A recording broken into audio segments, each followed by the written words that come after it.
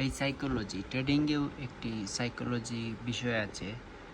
ট্রেডিংয়ের psychology as simple as that, যে তোমাকে profit এবং লস নিয়ে কোনো চিন্তা করতে হবে না। লাইক একটা সেট আপ রাখতে হবে, এই সেট আপ অনুযায়ী প্রফিট হবে, এই সেট আপ অনুযায়ী লস হবে।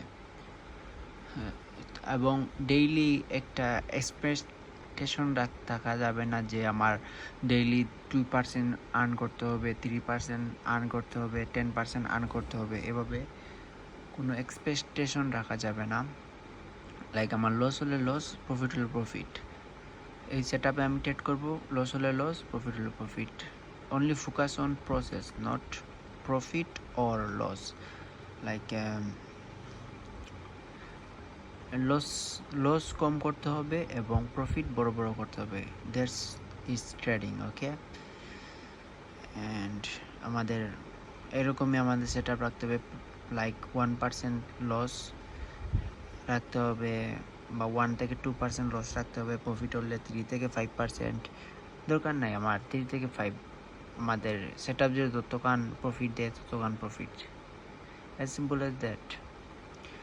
সো ট্রেডিং সাইকোলজির বিষয়টা হলো যে আমাদের প্রফিটের কোনো এক্সপেকটেশন থাকবে না, লসেরও তেমন এক্সপেকটেশন থাকবে না।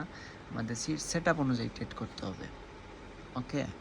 সেট আপ অনুযায়ী ট্রেড করলে অবশ্যই আমরা প্রফিটেবল ট্রেডার হতে পারবো।